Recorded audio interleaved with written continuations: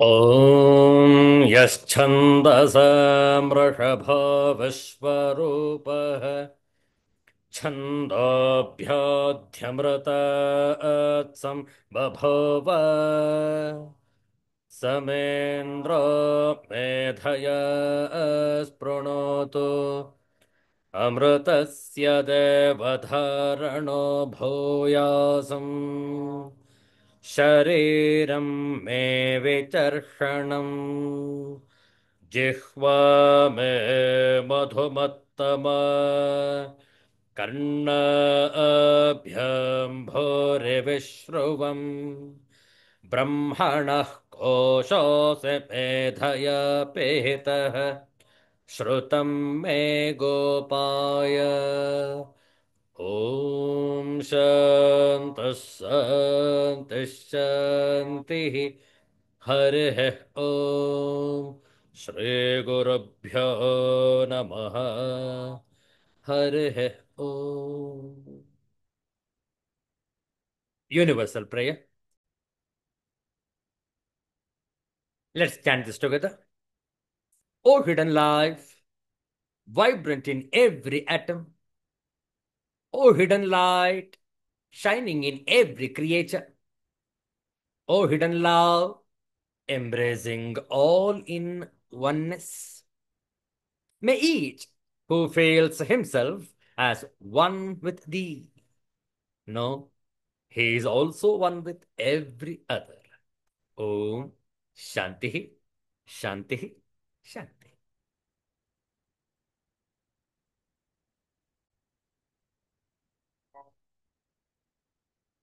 ಇಂದು ಭೃಗುವಾಸರ ಶುಕ್ರವಾರ ಶ್ರಾವಣ ಮಾಸದ ಬಹುಳ ಚತುರ್ದಶಿ ಆಗಸ್ಟ್ ತಿಂಗಳ 22ನೇ ತಾರೀಕು 2025ನೇ ಇಸವಿ. ಶ್ರಾವಣ ಮಾಸದ ಕೊನೆಯ ಹಂತವನ್ನ ತಲುಪಿದ್ದೇವೆ. ನಾಳೆಯ ದಿವಸ ಅಮಾವಾಸ್ಯೆ, ಆನಂತರ ಆದಿತ್ಯವಾಸರದಿಂದ ಭಾದ್ರಪದ ಮಾಸ ಆರಂಭ. ತದಿಗೆ ಹಾಗೂ ಚೌತಿ, ಸ್ವರ್ಣಗೌರಿ ವ್ರತ, ನಂತರ ಶ್ರೀ ವರಸಿದ್ಧಿ ವಿನಾಯಕ ವ್ರತ. ಈ ರೀತಿಯಾದಂತಹ ವಿಶೇಷ ಶ್ರಾವಣ ಮಾಸ ಹಾಗೂ ಭಾದ್ರಪದ ಮಾಸಗಳು ಇವೆ. ಇಂದು ಶುಕ್ರವಾರವಾದ್ದರಿಂದ ವಿವೇಕ ಚೂಡಾಮಣಿಯನ್ನು ಅಧ್ಯಯನ ಮಾಡೋಣ. ಅದಕ್ಕೂ ಮೊದಲು ಲಲಿತಾ ಸಹಸ್ರನಾಮದ ಮುಂದುವರಿದ 10 ಶ್ಲೋಕಗಳ ಪಾರಾಯಣ. ಪ್ರಾರಂಭದಲ್ಲಿ 2 ಧ್ಯಾನ ಶ್ಲೋಕಗಳನ್ನು ಹೇಳಿ ಆ ನಂತರ 36ರಿಂದ 45ರವರೆಗೆ ಶ್ರೀ ಲಲಿತಾ ಸಹಸ್ರನಾಮದ ಪಾರಾಯಣ. ತಾವು ಕೂಡ ನಮ್ಮೊಡನೆ ಪಾರಾಯಣವನ್ನು ಮಾಡಬಹುದು. ಧ್ಯಾನಂ ಅರುಣಾಂ ಕರುಣಾತರಂಗಿತಾಕ್ಷಿ ಧೃತಪಾಶಾಂಕುಶಪುಷ್ಪಬಾಣಚಾಪಾ ಅಣಿಮಾದಿಭಿರಾವೃತಾಂ ಮಯೂಖೈಃ ಅಹಮಿತ್ಯೇವ ವಿಭಾವಯೇ ಭವಾನಿ. ಧ್ಯಾಯೇತ್ ಪದ್ಮಾಸನಸ್ಥಾಂ ವಿಕಸಿತವದನಾಂ ಪದ್ಮಪತ್ರಾಯತಾಕ್ಷೀಂ ಹೇಮಾಭಾಂ ಪೀತವಸ್ತ್ರಾಂ ಕರಕಲಿತಲಸದ್ಧೇಮ ಪದ್ಮಾಂ ವರಾಂಗೀಂ ಸರ್ವಾಲಂಕಾರಯುಕ್ತಾಂ ಸತತಮಭಯದಾಂ ಭಕ್ತನಮ್ರಾಂ ಭವಾನಿ ಶ್ರೀವಿದ್ಯಾಂ ಶಾಂತಮೂರ್ತಿಂ ಸಕಲಸುರನುತಾಂ ಸರ್ವಸಂಪತ್ಪ್ರದಾತ್ರೀ. ಓಂ ಐಂ ಹ್ರೀಂ ಕ್ಲೀಂ ಶ್ರೀಮಾತ್ರೇ ನಮಃ. 36ನೇ ಶ್ಲೋಕದಿಂದ 45ನೇ ಶ್ಲೋಕದವರೆಗೆ. ಮೂಲಮಂತ್ರಾತ್ಮಿಕಾ ಮೂಲಕೂಟತ್ರಯ कुलत्रयकलेवर कुलमृतैकरसिका कुलसङ्केतपालिनी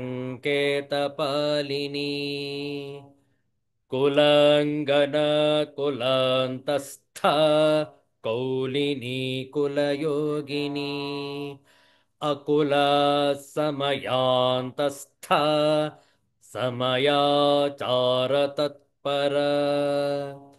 मूलाधारैकनिलय ब्रह्मग्रन्थिविभेदिनी मणिपुरान्तरुदिता विष्णुग्रन्थिविभेदिनी आज्ञाचक्रान्तरालस्था रुद्रग्रन्थिविभेदिनी सहस्राराम्बुजारूढा सुधा सौरभिवर्षिणी तटिल्लता समरुचिः षट्चक्रोपरि संस्थिता महाशक्तिः कुण्डलिनी विसतन्तु तनीयसी भवानी भावनागम्या भवारण्यकुठारिका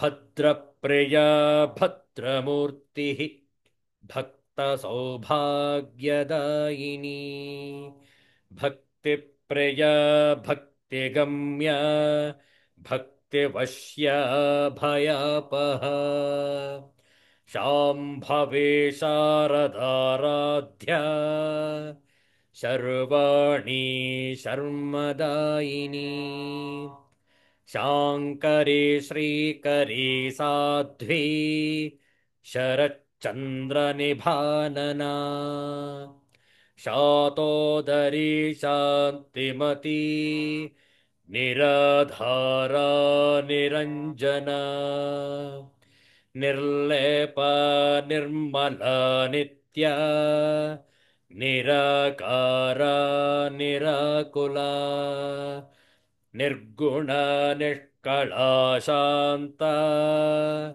निष्कामा निरुपप्लवा नित्यमुक्ता निर्विकारा निष्प्रपञ्च निराश्रया नित्यशुद्धा नित्यबुद्धा निरवद्या निरन्तर ॐ ऐं ह्रीं क्लीं श्रीमात्रे नमः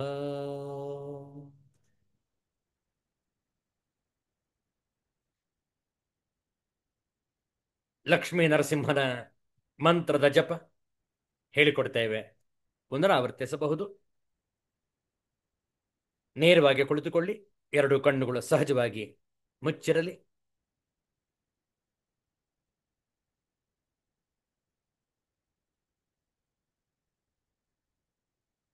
ಶರೀರ ಸ್ಥಿರವಾಗಿರಲಿ, ಆದರೆ ಸಡಿಲವಾಗಿರಲಿ. ಉಸಿರಾಟ ನಿಧಾನವಾಗಿ ಸಾಗುತ್ತಿರಲಿ. ಮನಸ್ಸು ಪ್ರಶಾಂತವಾಗಿರಲಿ, ಆನಂದವಾಗಿರಲಿ, ಪವಿತ್ರವಾಗಿರಲಿ. 2 ನಿಮಿಷ ಲಕ್ಷ್ಮೀ ನರಸಿಂಹ ಮಂತ್ರದ ಜಪ. ಜಯ ಜಯ ಲಕ್ಷ್ಮೀ ನರಸಿಂಹ ವಜ್ರಸ್ತಂಭಜ ನರಸಿಂಹ.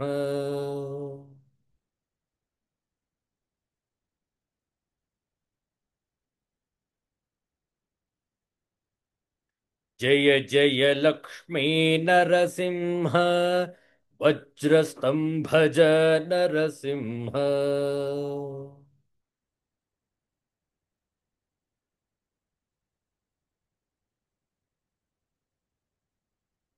ಜಯ ಜಯ ಲಕ್ಷ್ಮೀ ನರಸಿಂಹ ವಜ್ರಸ್ತಂಭಜ ನರಸಿಂಹ.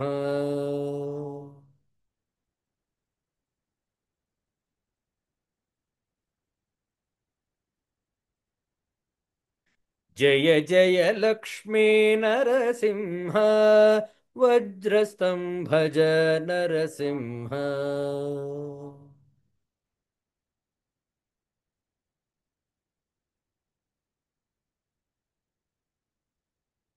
जय जय लक्ष्मी नरसिंह वज्रस्तंभ नरसिंह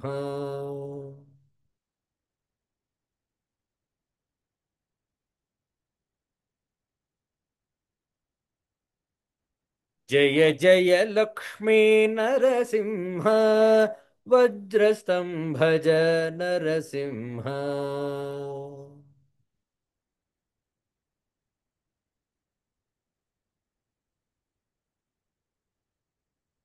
वज्रस्तंभ नरसिंह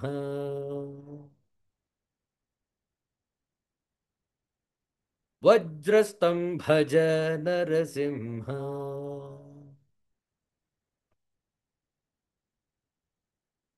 ನಿಧಾನವಾಗಿ ಕಣ್ಣುಗಳನ್ನು ತೆರೆಯುವುದು. ಇಂದು ಶುಕ್ರವಾರ. ಒಂದು ದೇವಿ ಭಜನೆಯನ್ನು ಮಾಡಿ ನಂತರ ವಿವೇಕ ಚೂಡಾಮಣಿಯನ್ನು ಅಧ್ಯಯನ ಮಾಡೋಣ.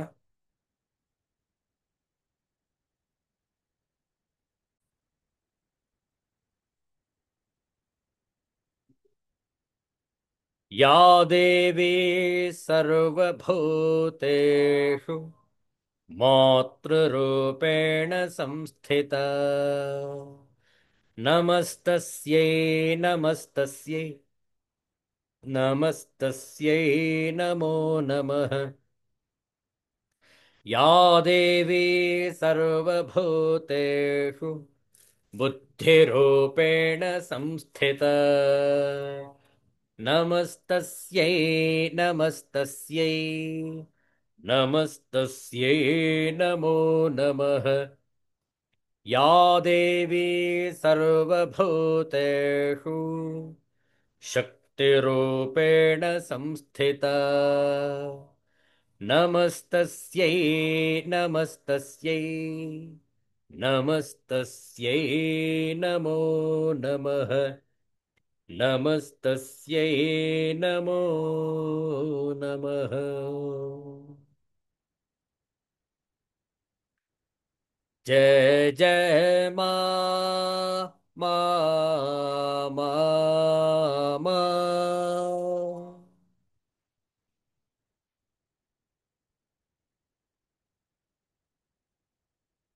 जय जय मा मा मा मा.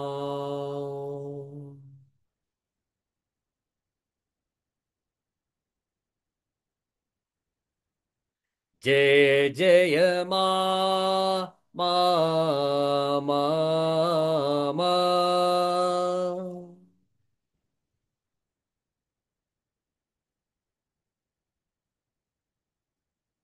जय जय मा मा मा मा.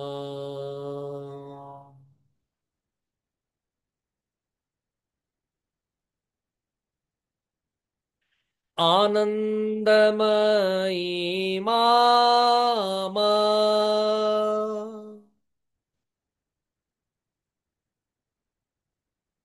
आनन्दरूपा मा मा.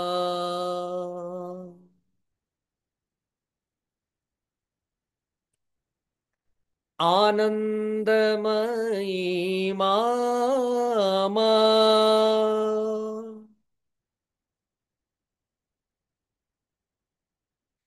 आनन्दरूपा मा मा.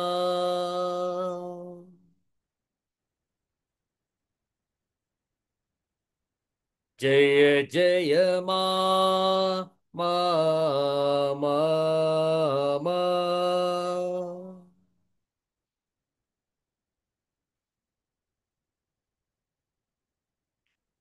जय जय मा मा मा मा.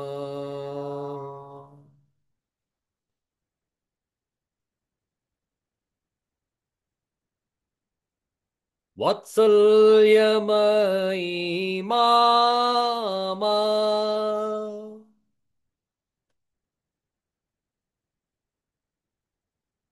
वात्सल्यरूपा मा मा.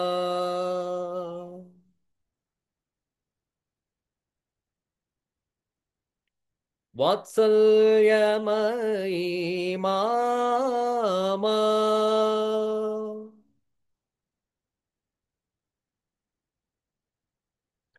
ವಾತ್ಸಲ್ಯ ರೂಪ ಮಾಮ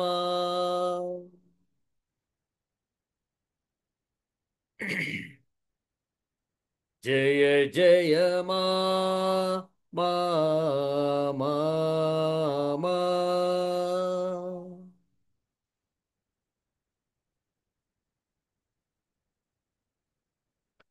ಜಯ ಜಯ ಮಾ ಮಾ ಮಾ ಮಾ.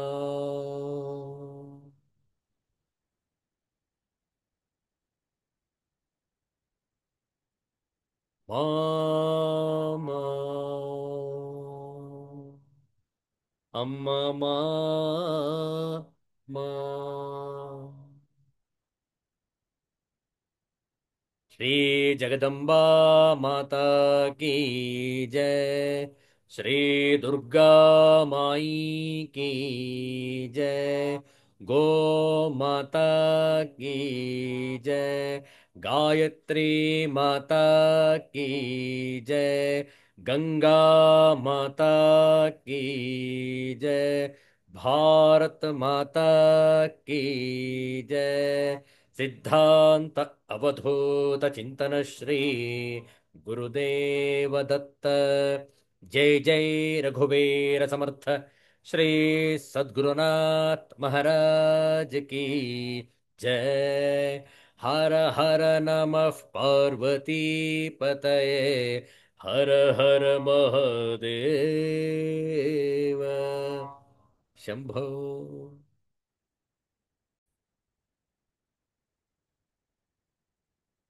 ಆಚಾರ್ಯ ಶಂಕರರ ವಿವೇಕ ಚೂಡಾಮಣಿಯ ಅಧ್ಯಯನ ಪ್ರಾರಂಭದಲ್ಲಿ ಕೆಲವು ಶ್ಲೋಕಗಳ ಪಾರಾಯಣ, ಪ್ರತಿಯೊಂದು ಶ್ಲೋಕವನ್ನು ಕೂಡ ಹೇಳಿಕೊಡ್ತೇವೆ, ತಾವು ಪುನರಾವರ್ತಿಸಬಹುದು. ಪ್ರಾರಂಭದಲ್ಲಿ ಮಂಗಳಾಚರಣ ಶ್ಲೋಕ. ಸರ್ವವೇದಾಂತ ಸಿದ್ಧಾಂತ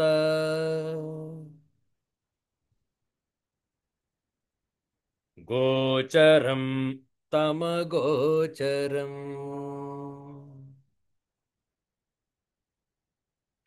ಗೋವಿಂದಂ ಪರಮಾನಂದಂ ಸದ್ಗುರುಂ ಪ್ರಣತೋಸ್ಮ್ಯಹಂ.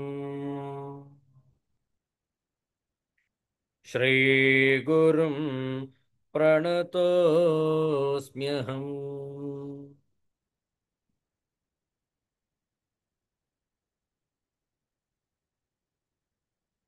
ಇನ್ನೂರ 67ನೆಯ ಶ್ಲೋಕದಿಂದ ಪಾರಾಯಣ ಆರಂಭ. ಅಹಂ ಮಮೇತಿ ಯೋ ಭಾವಃ ದೇಹಾಕ್ಷಾದಾವನಾತ್ಮನಿ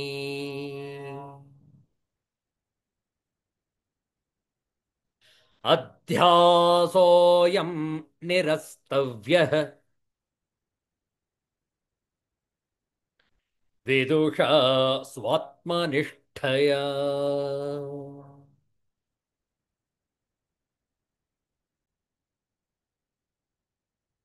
ಜ್ಞಾತ್ವಾ ಸ್ವಂ ಪ್ರತ್ಯಗಾತ್ಮಾನಂ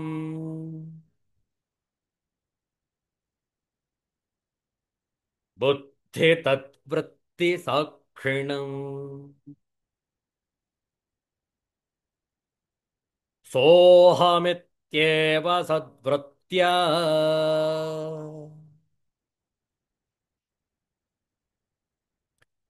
ಅನಾತ್ಮನ್ಯಾತ್ಮಮತಿಂ ಜಹಿ.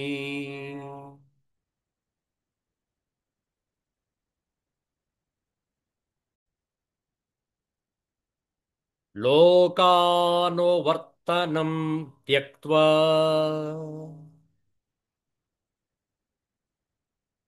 ತ್ಯಕ್ತ್ವಾ ದೇಹಾನುವರ್ತನಂ ಶಾಸ್ತ್ರಾನುವರ್ತನಂ ತ್ಯಕ್ತ್ವಾ ಸ್ವಾಧ್ಯಾಸಾಪನಯಂ ಕುರು.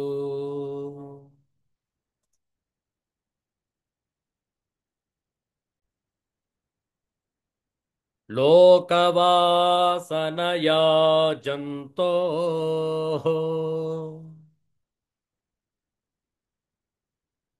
ಶಾಸ್ತ್ರವಾಸನಯಾಪಿ ಚ ದೇಹವಾಸನಯಾ ಜ್ಞಾನಂ ಯಥಾವನ್ನೈವ ಜಾಯತೆ.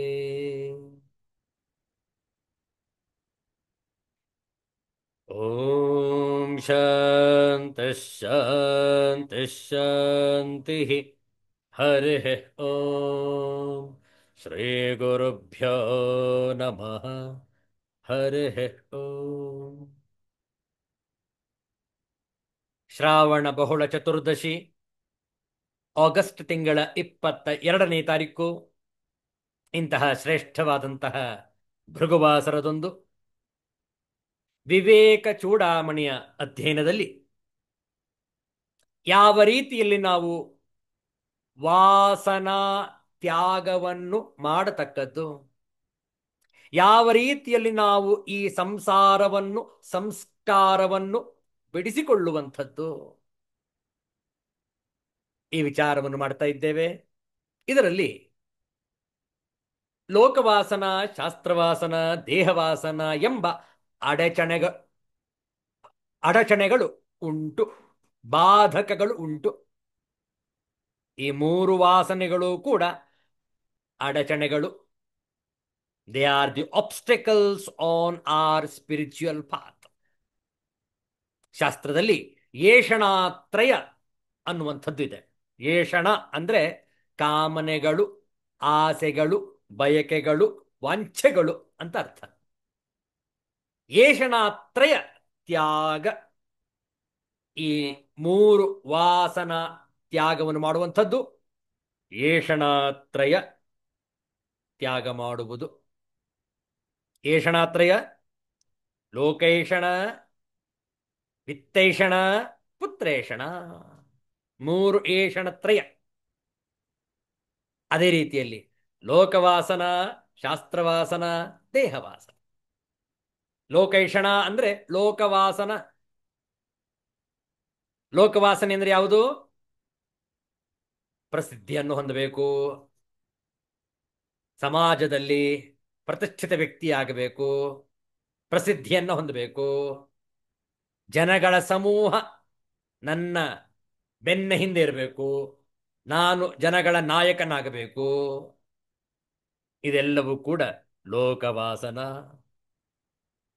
ಲೋಕೈಷಣ ಜಗತ್ತಿನಲ್ಲಿ ನಾನು ಏನು ಅನ್ನುವುದನ್ನು ತೋರಿಸಿಕೊಳ್ಳಬೇಕು, ಪ್ರದರ್ಶನ ಮಾಡಬೇಕು.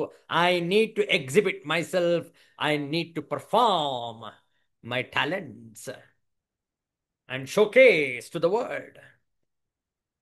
ಯಾತಕಪ್ಪ ಅದಲ್ಲ? ಇಲ್ಲ, ನನ್ನೊಂದು ದೊಡ್ಡಸ್ತಿಕೆ. ವಿಚಾರ ಮಾಡಿ. ಲೋಕೈಷಣ, ಲೋಕವಾಸನ. ದೇಹವಾಸನ, ದೇಹವಾಸನ ಅಂದ್ರೆ ಪುತ್ರೈಷಣ. ದೇಹಕ್ಕೆ ಅಂಟಿಕೊಂಡಂತಹ ಸುತ, ದಾರ, ಪುತ್ರಿ, ಮಾತಾ, ಪಿತಾ, ಎಲ್ಲವೂ ಕೂಡ ದೇಹವಾಸನೆ. ದೇಹಕ್ಕೆ ಸಂಬಂಧಪಟ್ಟವರು ಮಾತ್ರ ಇವರೆಲ್ಲರೂ ಕೂಡ. ಹೌದಲ್ಲ? ನಾನು ಸಂತಾನೋತ್ಪತ್ತಿಯನ್ನು ಮಾಡಬೇಕು, ನನ್ನ ವಂಶವನ್ನು ವೃದ್ಧಿ ಮಾಡಬೇಕು. ಪುತ್ರೈಷಣ, ದೇಹವಾಸನ. ಮತ್ತೊಂದಿದೆ ಅಡಚಣೆ, ವಿತ್ತೈಷಣ. ವಿತ್ತೈಷಣ ಹಣದ ಬಗ್ಗೆ ದುಡ್ಡಿನ ಮೋಹ, ಹಣದ ಬಗ್ಗಿನ ಅತಿಯಾದಂತಹ ಆಸೆ, ದುರಾಸೆ, ಲೋಭತ್ವ. ಅದೇ ಶಾಸ್ತ್ರವಾಸನ. ನಾನು ವಿದ್ಯೆಯನ್ನು ಗಳಿಸಬೇಕಾದ್ರೆ ಹಣ ಕೊಟ್ಟು ವಿದ್ಯೆಯನ್ನು ಗಳಿಸ್ತೇನೆ. ಹೌದಲ್ಲ? ಈಗಿನ ಕಾಲದಲ್ಲಿ ನಾನು ಎಷ್ಟು ಖರ್ಚು ಮಾಡಿದ್ದೇನೆ ವಿದ್ಯೆಗಾಗಿ, ಪುನಃ ನಾನು ಸಂಪಾದಿಸಿಕೊಳ್ಳಬೇಕು ಅದರ ಎರಡರಷ್ಟು. ಹೌದಲ್ಲ? ನಾನು ವೈದ್ಯನಾಗಲಿಕ್ಕೆ ಲಕ್ಷ ಲಕ್ಷ ಖರ್ಚು ಮಾಡಿದ್ದೇನೆ. ಈಗ ನಾನು ಪದವಿಯನ್ನು ಪಡ್ಕೊಂಡಿದ್ದೇನೆ. I am a registered medical practitioner, RMP, registered medical practitioner. ನನಗೊಂದು ಸಂಖ್ಯೆಯನ್ನು ಕೊಟ್ಟಿರ್ತಾರೆ. ಈಗ ನಾನು ಸಂಪಾದಿಸಿಕೊಳ್ಳಬಹುದು. ಆಸ್ಪತ್ರೆಯಲ್ಲಿ ನಾನು ನನ್ನ ವೃತ್ತಿಯನ್ನು ಮಾಡಬಹುದು. ಸಂಪಾದಿಸಿಕೊಳ್ಳಬೇಕು, ಸಂಪಾದನೆ ದೃಷ್ಟಿಯಿಂದ. ಯಾಕೆ ಅಷ್ಟು ಖರ್ಚು ಮಾಡಿದ್ದೆ ನಾನು? ಶಾಸ್ತ್ರವಾಸನ. ನನ್ನ ವಿದ್ಯೆಯನ್ನು ಸಂಪಾದನೆಗಾಗಿ ಬಳಸಿಕೊಳ್ಳುವೆನು. ವಿಚಾರ ಮಾಡಿ. ಹಿಂದಿನ ಕಾಲದಲ್ಲಿ ವಿದ್ಯೆಗೆ ಯಾವ ಶುಲ್ಕವಿರಲಿಲ್ಲ. ಉಚಿತವಾದಂತಹ ಜ್ಞಾನ ದಾಸೋಹ. ನೋಡಿ, ಅವರು ಅದನ್ನು ಪಡೆದುಕೊಂಡು ಆ ಶಿಷ್ಯರು ತಮ್ಮದೇ ಆದ ಗುರುಕುಲವನ್ನು ಸ್ಥಾಪಿಸಿ ಅವರು ಕೂಡ ಉಚಿತವಾಗಿ ಈ ಜ್ಞಾನವನ್ನು ಹಂಚುತ್ತಿದ್ದರು. ಅದು ಗುರುಕುಲ ಪದ್ಧತಿ. ಒಂದು ವಿಷಯವನ್ನು ನಾವು ತಿಳಿದುಕೊಳ್ಳೋಣ. ಆಹಾರಕ್ಕೆ ಮತ್ತು ವಿದ್ಯೆಗೆ ನಾವು ದುಡ್ಡು ಕೊಡಬಾರದು, ಉಚಿತವಾಗಿ ಪಡೆಯಬೇಕು. ಯಾವುದು? ಆಹಾರ ಮತ್ತು ವಿದ್ಯೆ. ಆದರೆ ಈಗ ಅದು ಎರಡೇ ಅತಿ ದೊಡ್ಡ ಉದ್ಯಮವಾಗಿಬಿಟ್ಟಿದೆ. ಹೌದಲ್ಲ? ಹೋಟೆಲ್ ಮ್ಯಾನೇಜ್ಮೆಂಟ್ ಅಂತಾರೆ. ಆಹಾರವನ್ನು ಕೊಡುವಂತಹ ಕೇಂದ್ರ ಹೋಟೆಲ್, ಖಾನಾವಳಿ, ಅದು ದೊಡ್ಡ ವ್ಯಾಪಾರವಾಗಿಬಿಟ್ಟಿದೆ. ಹೌದಲ್ಲ? ಒಂದು ಕಾಫಿ ಆರ್ಡರ್ ಮಾಡಿ ನೀವು, ಬಿಲ್ ಕೊಡ್ತಾನೆ ₹100. 100, ಒಂದು ಅರ್ಧ ಲೋಟ ಕಾಫಿಗೆ. ಹೌದು. ಯಾಕೆ? ಇದು 5 ಸ್ಟಾರ್ ಹೋಟೆಲ್. ಕೇವಲ ಒಂದು ಅರ್ಧ ಕಪ್ ಕಾಫಿಗೆ ₹100. ವಿಚಾರ ಮಾಡಿ. ಆಹಾರಕ್ಕೆ ಬೆಲೆ ಕಟ್ತಾರೆ, ವಿದ್ಯೆಗೂ ಕೂಡ ಬೆಲೆ ಕಟ್ತಾರೆ. ವಿಚಾರ ಮಾಡಿ. ಎರಡನ್ನೂ ಕೂಡ ನಾವು, ಎರಡರಲ್ಲೂ ನಾವು ವ್ಯಾಪಾರವನ್ನು ಮಾಡಬಾರದು. ಆದರೆ ಅದರೇ ನಡೀತಾ ಇದೆ ಕಲಿಯುಗದಲ್ಲಿ. ಅದನ್ನು ನಿಲ್ಲಿಸಲು ಯಾರ ಕೈಲೂ ಕೂಡ ಸಾಧ್ಯ ಇಲ್ಲ. ಹೌದಲ್ಲ? Hotel management and education department, ಎಷ್ಟೆಷ್ಟು ದೊಡ್ಡ ದೊಡ್ಡ ಕಾಲೇಜುಗಳು ಕೋಟಿ ಕೋಟಿ ಖರ್ಚು ಮಾಡ್ತಾರೆ, ಅದರ ಎರಡರಷ್ಟು ಹಣವನ್ನು ಪಡೆದುಕೊಳ್ತಾರೆ. ವಿಚಾರ ಮಾಡಿ. ಲೋಕೇಶಣ ವಿತ್ತೇಷಣ ಪುತ್ರೇಷಣ. ಲೋಕವಾಸನ, ಶಾಸ್ತ್ರವಾಸನ, ದೇಹವಾಸನ. ಈ ರೀತಿಯಲ್ಲಿ ಇದ್ದಾಗ ಯಥಾರ್ಥವಾದ ಜ್ಞಾನ ಉಂಟಾಗುವುದೇ ಇಲ್ಲ. ಲೋಕವಾಸನೆಯಿಂದಲೂ, ಶಾಸ್ತ್ರವಾಸನೆಯಿಂದಲೂ, ದೇಹವಾಸನೆಯಿಂದಲೂ ಜೀವನಿಗೆ ಯಥಾರ್ಥವಾದ ಜ್ಞಾನವು ಉಂಟಾಗುವುದೇ ಇಲ್ಲ. ವ್ಯವಹಾರದಲ್ಲಿ ಇತರರ ಅಪೇಕ್ಷೆಗೆ ಅನುಸಾರವಾಗಿ ನಡೆಯುವುದು ಲೋಕೈಷಣ, ಲೋಕವಾಸನ. ನೋಡಿ, ವ್ಯಾಪಾರವನ್ನು ಮಾಡ್ತಾ ಇದ್ದೇವೆ, ವ್ಯವಹಾರವನ್ನು ನಡೆಸ್ತಾ ಇದ್ದೇವೆ, ವೃತ್ತಿಯನ್ನು ಮಾಡ್ತಾ ಇದ್ದೇವೆ. ಇನ್ನೊಬ್ಬರ ಅಪೇಕ್ಷೆಗೆ ತಕ್ಕಂತೆ ಮಾಡಬೇಕು, ಇನ್ನೊಬ್ಬರ ಹೊಗಳಿಕೆಯನ್ನು ಗಳಿಸಬೇಕು, ಪ್ರಶಸ್ತಿ, ಬಿರುದು, ಬಾವಲಿಗಳನ್ನು ಗಳಿಸಬೇಕು. ಲೋಕವಾಸನ. ಇದು ಅಧ್ಯಾತ್ಮ ಪಥದಲ್ಲಿ ಅಡಚಣೆ. ಎರಡನೇದು ಶಾಸ್ತ್ರವಾಸನ. ಶಾಸ್ತ್ರವಾಸನ ಜೀವನ್ಮುಕ್ತಿ ವಿವೇಕದ ವಾಸನಾಕ್ಷಯ ಪ್ರಕರಣದಲ್ಲಿ ವಿದ್ಯಾರಣ್ಯ ಮುನಿಗಳು ಇದನ್ನು ವಿಸ್ತಾರವಾಗಿ ಹೇಳಿರುತ್ತಾರೆ.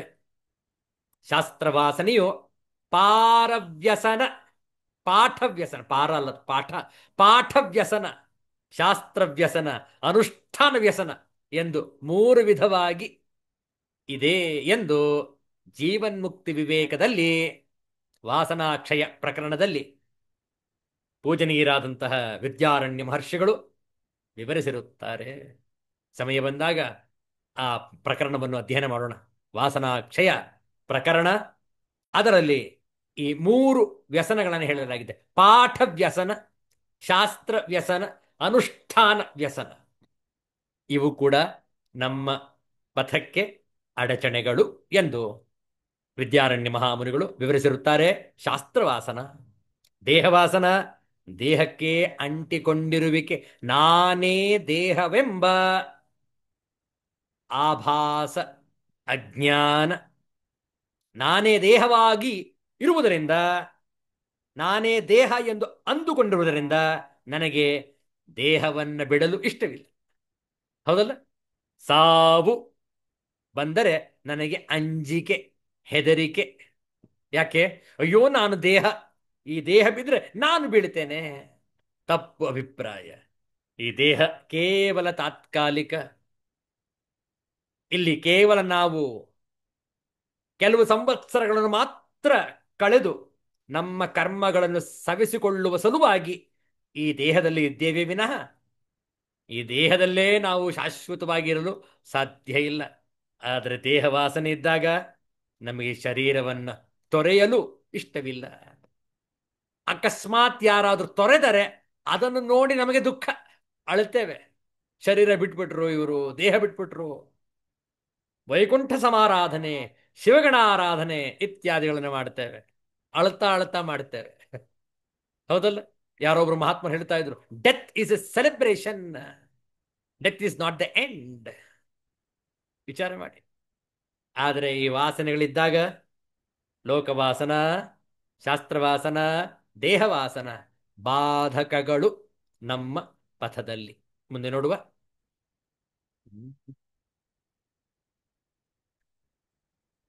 ಸಂಸಾರಕಾರ ಗೃಹ ಮೋಕ್ಷಮಿಚ್ಛೋ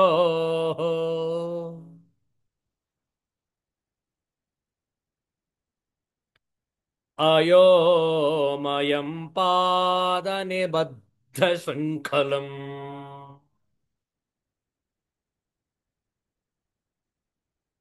ವದಂತಿ ತಜ್ಞಾಃ ಪಟುವಾಸನಾತ್ರಯಂ.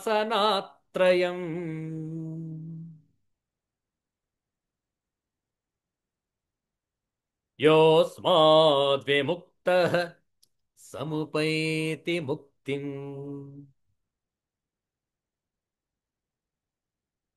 ಮತ್ತೊಮ್ಮೆ. ಸಂಸಾರಕಾರ ಗೃಹ ಮೋಕ್ಷಮಿಚ್ಛೋ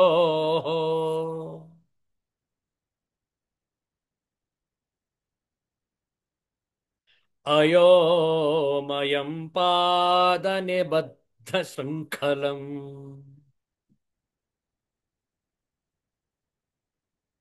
ವದಂತಿ ತಜ್ಞಾಃ ಪಟುವಾಸನಾತ್ರಯಂ.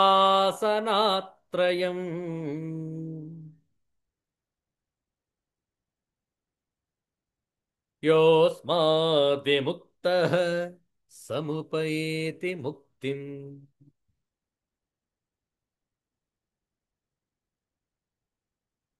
ಬಹಳ ಸೊಗಸಾಗಿದೆ ಅರ್ಥ. ಹಿಂದಿಯ ಅನುವಾದವನ್ನು ನೋಡೋಣ. संसार रूप कारागार से मुक्त होने की इच्छा वाले पुरुष के लिए ब्रह्मज्ञ पुरुष इस प्रबल वासना त्रय को पैरों में पड़ी हुई लोहे की बेड़ी बतलाते हैं. जो इससे छुटकारा पा जाता है वही मोक्ष प्राप्त कर लेता है. For one who seeks deliverance from the prison of this world, samsara, those three desires have been designated by the wise as the strong iron fetters to shackle one's feet. He who is free from them truly attains to liberation. ಬಹಳ ಚೆನ್ನಾಗಿದೆ ನೋಡಿ. ಸಂಸಾರ ಕಾರಾಗ್ರಹ ಮೋಕ್ಷಂ ಇಚ್ಛೋ ಅಯೋಮಯಂ ಪಾದ ನಿಬದ್ಧ ಶೃಂಖಲ ವದಂತಿ ತಜ್ಞಾ ಪಟು ವಾಸನಾತ್ರಯಂ.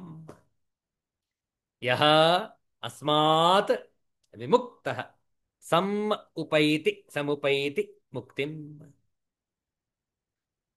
ಸಂಸಾರ ಕಾರಾಗ್ರಹ ಮೋಕ್ಷಮಿಚ್ಛೋ, ಸಂಸಾರವೆಂಬ ಕಾರಾಗ್ರಹದಿಂದ ಬಿಡುಗಡೆಯನ್ನು ಇಚ್ಛಿಸುವವನಿಗೆ ಪಟು ವಾಸನಾತ್ರಯಂ, ಬಲವಾದ ವಾಸನಾತ್ರಯವನ್ನು, ಅಯೋಮಯಂ, ಕಬ್ಬಿಣದಿಂದ ಮಾಡಿರುವ ಪಾದ ನಿಬದ್ಧ ಶೃಂಖಲ, ಕಾಲಿಗೆ ಕಟ್ಟಿರುವ ಸರಪಳಿ ಎಂದು ತಜ್ಞಾ, ತಿಳಿದವರು, ವದಂತಿ, ಹೇಳುತ್ತಾರೆ.